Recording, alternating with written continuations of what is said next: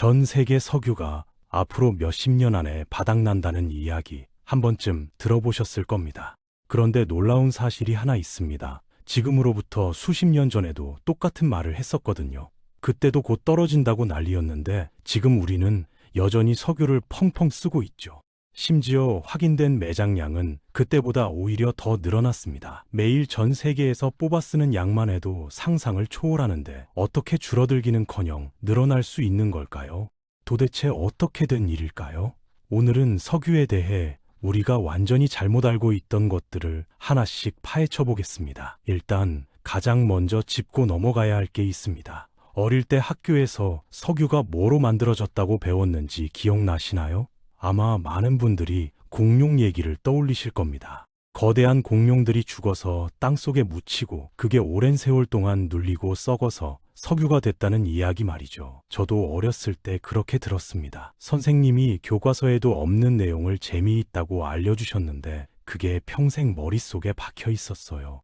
친구들이랑 농담으로 한국 공룡들은 대체 어디 간 거냐? 왜 우리나라는 기름 한 방울 안 나오냐? 이런 말도 했었죠. 우리나라에도 공룡 화석이 꽤 많이 발견되거든요. 경상도 해안가 쪽에 가시면 공룡 발자국 찍힌 바위들이 줄줄이 있습니다. 그런데 왜 석유는 없는 걸까 하는 의문이 항상 있었습니다. 그런데 이게 완전히 틀린 이야기입니다. 말도 안 되는 소리였던 거예요. 생각해보시면 금방 이상하다는 걸 눈치채실 수 있습니다. 석유는 어디서 나옵니까? 대부분 바다 밑 지층에서 나옵니다. 중동의 유전들, 북해 유전, 멕시코만 유전 전부 다 옛날에 바다였던 곳이에요. 사우디아라비아 사막 한가운데서 석유가 콸콸 나오는 거 보셨죠? 그곳이 지금은 모래뿐인 사막이지만 아주 먼 옛날에는 바다였습니다. 그런데 공룡이 바다에서 살았나요? 공룡은 육지동물이었습니다. 물속에서 사는 공룡이 있긴 했냐고요? 엄밀히 말하면 바다에 살던 거대 파충류들은 공룡이 아닙니다. 그건 또 다른 종류의 생물이에요. 어쨌든 바닷속 퇴적층에서 발견되는 석유가 육지에 살던 공룡한테서 나왔다는 건 처음부터 앞뒤가 안 맞는 얘기였던 거죠. 그럼 석유의 진짜 주인공은 누구일까요? 과학자들이 밝혀낸 바에 따르면 아주 작은 생물들입니다. 눈에 보이지도 않는 미세한 존재들이죠. 바다에 둥둥 떠다니는 플랑크톤이나 조류, 그러니까 녹조 같은 것들 아시죠? 여름에 바닷물이나 강물이 초록색으로 변하게 만드는 그 미생물들 말입니다. 뉴스에서 녹조 라떼라고 나올 때 그 녹조요. 별거 아닌 것처럼 보이지만 이런 미세한 생물들이 바로 석유의 원료입니다. 박테리아나 아주 작은 원생동물들도 포함됩니다.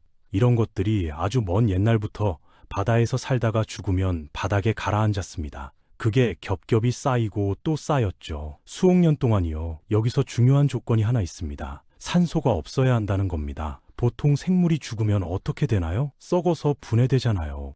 냉장고 밖에 음식 놔두면 금방 상하는 것처럼요. 그런데 바다 깊은 곳은 산소가 거의 없습니다. 그러니까 이 죽은 생물들이 썩지 않고 그냥 쌓여만 갔던 거예요. 마치 진공 포장된 것처럼 원래 상태 그대로 보존됐습니다. 그 위로 진흙이랑 모래가 계속 덮이면서 점점 더 깊이 묻히게 됐죠. 강에서 흘러온 흙, 산에서 껴 내려온 모래, 다른 생물들의 잔해까지 끊임없이 위에 쌓였습니다. 깊이 묻힐수록 온도가 올라가고 압력도 높아집니다. 땅속으로 내려갈수록 뜨거워진다는 거 아시죠? 온천이 뜨거운 이유가 바로 그겁니다. 이런 조건에서 수백만 년, 수천만 년이 지나면 어떻게 될까요? 원래 생물이었던 유기물이 화학적으로 완전히 다른 물질로 바뀌게 됩니다. 탄소랑 수소가 뭉쳐서 탄화수소라는 물질이 되는 건데 그게 바로 석유입니다. 증거도 있습니다. 석유 안에는 특이한 물질들이 들어있거든요. 생물의 피나 엽록소에서 발견되는 특수한 구조가 석유에서도 똑같이 나타납니다. 더 재미있는 건 이 구조 안에 어떤 금속이 들어있느냐에 따라 그 석유가 육지 생물에서 온 건지 바다 생물에서 온 건지 구분할 수 있다는 점이에요. 육지 생물이면 철이나 마그네슘이 많고 바다 생물이면 니켈이나 바나듐이라는 금속이 많습니다. 전 세계 유전에서 나오는 석유를 분석해 보니까 대부분 니켈과 바나듐 성분이 나왔습니다. 바다 생물에서 왔다는 확실한 증거죠. 그리고 양의 문제도 있습니다. 공룡 사체로 석유가 만들어졌다고 치면 도대체 공룡이 얼마나 많았어야 지금처럼 어마어마한 양의 석유가 생길 수 있겠습니까? 전 세계가 하루에 쓰는 석유량만 해도 초대형 유조선 수백 척 분량입니다. 그걸 매일 쓰고 있어요. 그게 전부 공룡 시체라고요? 공룡이 지구를 꽉 채우고도 남을 만큼 있었어야 가능한 양입니다. 상식적으로 말이 안 됩니다. 하지만 바다의 미세 생물들은 다릅니다. 이것들은 수도 셀 수 없이 많고 수억 년 동안 끊임없이 살고 죽고를 반복했습니다. 바닷물 한 방울 안에도 수천 마리가 들어있을 정도니까요. 그 어마어마한 양이 바다 밑에 차곡차곡 쌓인 거예요. 몇 억 년 동안이요. 이래야 지금 우리가 쓰는 석유량이 설명됩니다. 그런데 여기서 의문이 하나 생깁니다. 분명히 우리는 계속 석유를 뽑아 쓰고 있잖아요. 새로 만들어지는 속도보다 쓰는 속도가 훨씬 빠를 텐데 왜 고갈 얘기가 자꾸 미뤄지는 걸까요? 사실 이게 오늘 이야기의 핵심입니다. 석유는 생각보다 훨씬 복잡한 방식으로 우리에게 공급되고 있습니다. 단순히 있는 걸 퍼먹는 게 아니에요. 우선 매장량이라는 개념부터 제대로 이해해야 합니다. 뉴스에서 전 세계 석유 매장량이 얼마라고 나올 때 그게 지구에 묻혀있는 석유 전부를 말하는 게 아닙니다. 이게 굉장히 중요한 포인트예요. 지금 채굴 능력으로 뽑아낼 수 있고 경제적으로 채산성이 맞는 것만 매장량에 들어갑니다. 쉽게 말해서 돈이 되는 것만 샌다는 거죠. 땅속 아주 깊은 곳에 있어서 파내려면 돈이 너무 많이 드는 건 매장량에 안 쳐요. 품질이 너무 나빠서 정제하는 비용이 원유 파는 가격보다 비싼 것도 마찬가지입니다. 그러니까 매장량이라는 숫자는 고정된 게 아니라 상황에 따라 계속 바뀌는 겁니다. 채굴 방법이 좋아지면 늘어나고 기름값이 오르면 또 늘어납니다. 예를 들어 볼게요. 옛날에는 바위 틈에 껴있는 석유는 절대 못 뽑는다고 생각했습니다. 거기 있는 건 알지만 꺼낼 방법이 없었으니까요. 일반 유저는 뻥 뚫으면 기름이 솟아오르는데 바위에 스며든 기름은 꿈쩍도 안 했습니다. 그래서 그냥 없는 셈 쳤어요. 그런데 새로운 방법이 개발되면서 얘기가 달라졌습니다. 바위를 부수고 거기서 기름을 짜내는 게 가능해진 거예요. 고압에 물을 쏴서 바위에 금을 내고 그 틈으로 스며든 기름을 빨아들이는 방식이죠. 이게 바로 요즘 많이 들어보셨을 셰일 오일입니다. 예전에는 매장량에 포함되지 않던 게 갑자기 확 들어온 거예요. 채굴 방식 하나 때문에 전 세계 석유 매장량이 급격히 늘어난 겁니다. 미국이 갑자기 세계 최대 산유국이 된 것도 이 셰일 오일 때문입니다. 비슷한 일이 계속 반복되고 있습니다. 탐사 장비가 좋아지면서 예전에 몰랐던 유전이 새로 발견되기도 하고 채굴 능력이 향상되면서 포기했던 곳에서 다시 뽑아내기도 합니다. 바다 깊은 곳에 있는 심해 유전도 이제는 개발이 가능해졌어요. 예전에는 수심이 조금만 깊어도 손을 못 댔거든요. 그래서 신기한 현상이 벌어지죠. 매년 엄청난 양을 쓰는데도 확인된 매장량은 오히려 늘어납니다. 수십 년 전에는 전 세계 매장량이 지금의 절반 수준이었어요. 그동안 얼마나 썼는데 오히려 2배 가까이 된 겁니다. 쓸수록 줄어야 정상인데 반대로 된 거죠. 마치 쓰면 쓸수록 차는 항아리 같은 느낌입니다. 물론 이게 영원히 계속될 수는 없습니다. 지구에 묻힌 석유의 총량이 무한한 건 아니니까요. 언젠가는 한계가 올 겁니다. 그렇다면 석유의 미래는 어떻게 될까요? 다음 이어서 계속해 보겠습니다. 자, 여기서 정말 충격적인 이야기를 하나 해드릴게요. 국제에너지기구라고 들어보셨습니까? 전 세계 에너지 흐름을 분석하는 곳인데요. 이 기구에서 발표한 보고서 내용이 굉장히 흥미롭습니다. 석유 수요가 조만간 정점을 찍고 그 이후로는 계속 줄어들 거라는 겁니다. 석유가 땅에서 떨어져서 못 쓰는 게 아니라 사람들이 안 쓰기 시작한다는 얘기예요. 석기 시대가 끝난 게 돌이 없어져서가 아닌 것처럼요. 청동기라는 더 좋은 게 나와서 돌을 안 쓰게 된 거잖아요. 석유도 비슷한 운명을 맞이할 수 있다는 겁니다. 왜 이런 예측이 나왔을까요? 가장 큰 이유는 전기차입니다. 길거리에 전기차 많이 보이시죠? 불과 몇 년 전만 해도 전기차는 특이한 사람들이나 타는 거였습니다. 충전소도 없고 한번 충전하면 얼마 못 가고 가격도 비쌌으니까요. 그런데 지금은 어떻습니까? 아파트 주차장마다 충전기가 설치되고 고속도로 휴게소에도 충전소가 즐비합니다. 한번 충전으로 갈 수 있는 거리도 엄청나게 늘어났죠. 이제 전기차가 일반 자동차를 대체하는 건 시간 문제라는 분석이 많습니다. 자동차가 석유를 얼마나 먹어치우는지 아십니까? 전 세계에서 생산되는 석유의 절반 이상이 자동차랑 트럭, 비행기 같은 운송수단에 들어갑니다. 그런데 이 운송수단들이 하나둘씩 전기로 바뀌기 시작하면 어떻게 될까요? 석유 수요가 확 줄어들 수밖에 없습니다. 물론 비행기는 아직 전기로 날리기 어렵고 대형 선박도 마찬가지입니다. 하지만 일반 승용 차량, 버스, 소형 트럭 정도만 전기로 바뀌어도 석유 소비량에 엄청난 타격이 옵니다. 여기에 태양광이랑 풍력 같은 재생에너지도 빠르게 성장하고 있죠. 예전에는 태양광 패널이 엄청 비쌌습니다. 그래서 정부 보조금 없이는 수지가 안 맞았어요. 그런데 대량 생산이 되면서 가격이 뚝 떨어졌습니다. 이제는 화력발전소 짓는 것보다 태양광 발전소 짓는 게 더 싼 지역도 많아졌어요. 돈 계산만 해도 석유보다 재생에너지가 유리해지고 있다는 겁니다. 사업하는 사람 입장에서 생각해 보세요. 더 싸고 더 깨끗한 에너지가 있는데 굳이 비싼 석유를 쓸 이유가 없잖아요. 그리고 탄소 규제도 있습니다. 요즘 기후변화 얘기 안 나오는 날이 없죠. 폭염, 홍수, 가뭄, 산불 같은 자연재해가 갈수록 심해지고 있습니다. 이게 다 화석 연료를 태우면서 나오는 이산화탄소 때문이라는 게 과학계의 정설이에요. 그래서 전 세계 나라들이 탄소 배출을 줄이겠다고 약속하고 있습니다. 유럽 같은 경우는 앞으로 내연기관 자동차 판매를 아예 금지하겠다는 계획까지 세웠어요. 기업들한테도 탄소 배출 규제가 점점 강해지고 있죠. 이런 상황에서 석유 소비가 늘어날 수 있을까요? 오히려 줄어들 수밖에 없습니다.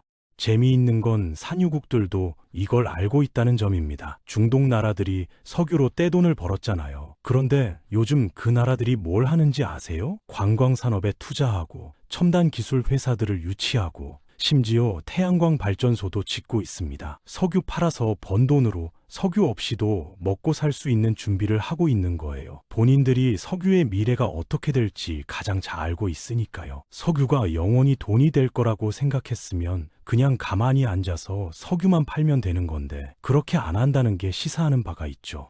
여기서 생각해 볼 게 있습니다. 석유 회사들 입장에서는 어떨까요? 앞으로 수요가 줄어들 거라는 걸 알면서 굳이 비싼 돈 들여서 새 유전을 개발할까요? 깊은 바다나 북극 같은 곳은 개발 비용이 어마어마합니다. 투자금 회수하려면 수십 년은 석유를 팔아야 하는데 그때까지 석유 수요가 유지된다는 보장이 없잖아요. 그래서 요즘 대형 석유 회사들도 신규 유전 개발에 예전만큼 돈을 안 쓰고 있습니다. 오히려 재생에너지 쪽으로 사업 방향을 틀고 있는 회사들도 많아요. 결국 땅속의 석유는 아직 많이 남아있는데 아무도 그걸 캐려고 하지 않는 상황이 올 수 있습니다. 캐봤자 팔 데가 없을 테니까요. 그런데 여기서 또 하나의 가능성이 있습니다. 만약 우리가 석유를 직접 만들어낼 수 있다면 어떨까요? 자연이 수억 년에 걸쳐 한 일을 인간의 손으로 해내는 거죠. 사실 이미 가능합니다. 놀랍지 않으세요? 다음 이어서 그 비밀을 풀어보겠습니다. 여러분, 석유를 공장에서 만들 수 있다고 하면 믿으시겠습니까? 땅을 파서 뽑아내는 게 아니라 마치 라면 공장에서 라면 찍어내듯이 석유를 생산하는 거예요. 황당하게 들리시죠? 그런데 이게 이미 가능합니다. 심지어 최근에 개발된 것도 아니에요. 무려 100년도 더 전에 이미 성공했죠. 그런데 왜 우리는 여전히 땅을 파고 있는 걸까요? 여기에 숨겨진 비밀이 있습니다.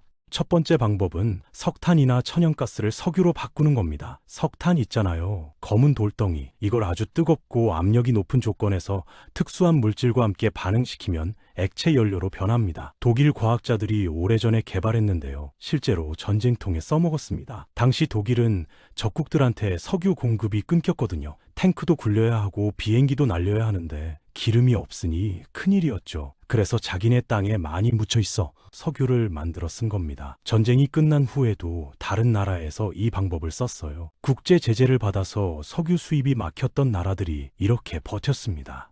지금도 이 방식은 살아있습니다. 천연가스가 엄청나게 많이 나는 나라들이 쓰고 있어요. 가스를 그냥 팔아도 되지만 이걸 석유 제품으로 가공하면 값어치가 더 올라가거든요. 원재료 파는 것보다 가공품 파는 게 이익이 남는 건 당연한 이치잖아요. 쌀 파는 것보다 떡 만들어 파는 게 남는 것처럼요. 그래서 똑똑한 나라들은 가스를 석유로 바꿔서 수출하고 있습니다.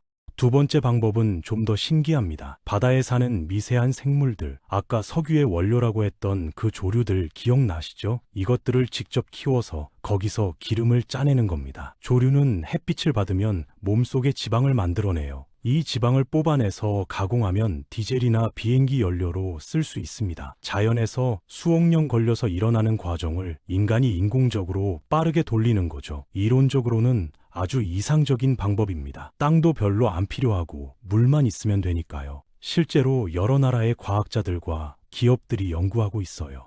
세 번째 방법이 가장 놀랍습니다. 공기 중에 떠다니는 이산화탄소를 모아서 석유를 만드는 거예요. 이산화탄소가 뭡니까? 우리가 숨 쉴 때 내뱉는 거고, 자동차 배기가스에서 나오는 거고, 지구온난화의 주범으로 꼽히는 바로 그 물질이죠. 이걸 공기 중에서 쭉 빨아들여서 다른 물질과 합성하면 연료가 됩니다. 생각해보세요. 대기 오염의 원인을 없애면서 동시에 에너지도 얻는 거예요. 일석이조가 따로 없죠. 이것도 이미 성공했습니다. 실험실 수준이 아니라 실제로 돌아가는 시설들이 있어요.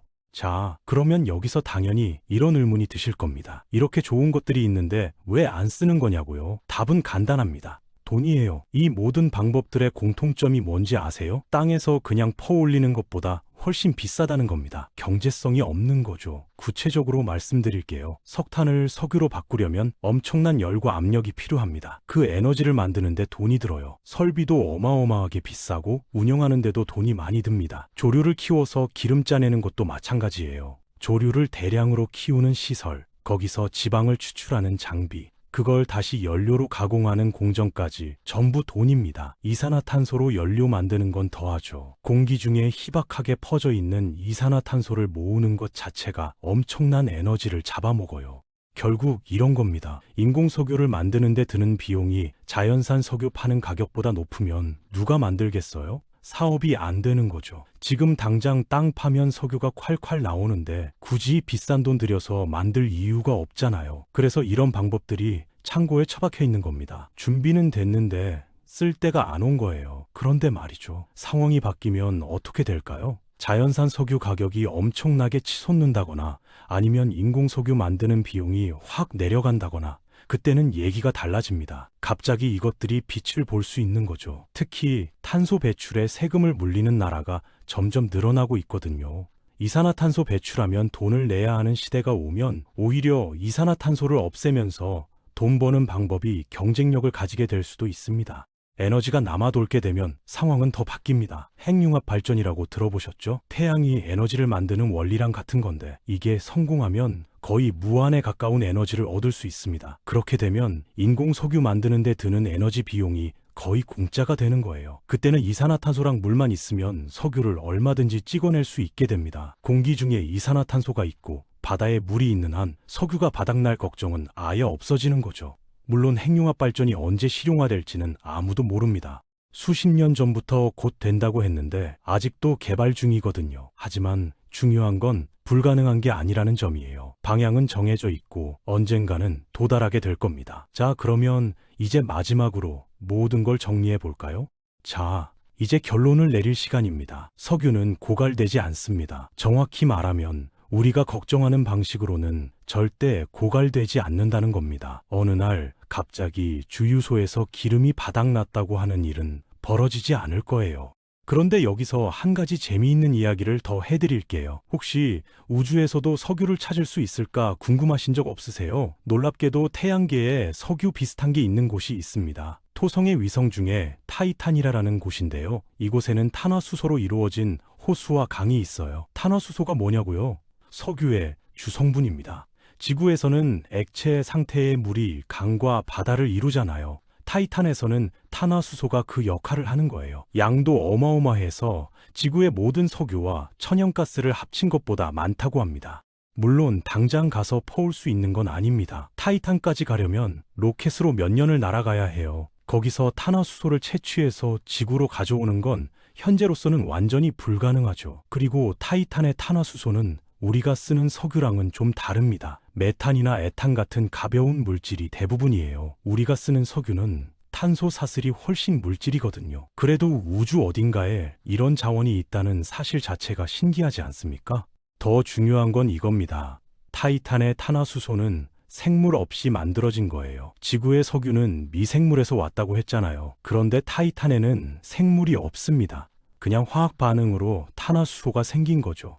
이게 뭘 의미하냐면 꼭 생물이 없어도 석유 비슷한 물질이 만들어질 수 있다는 겁니다. 우주는 넓고 우리가 모르는 게 아직 많아요.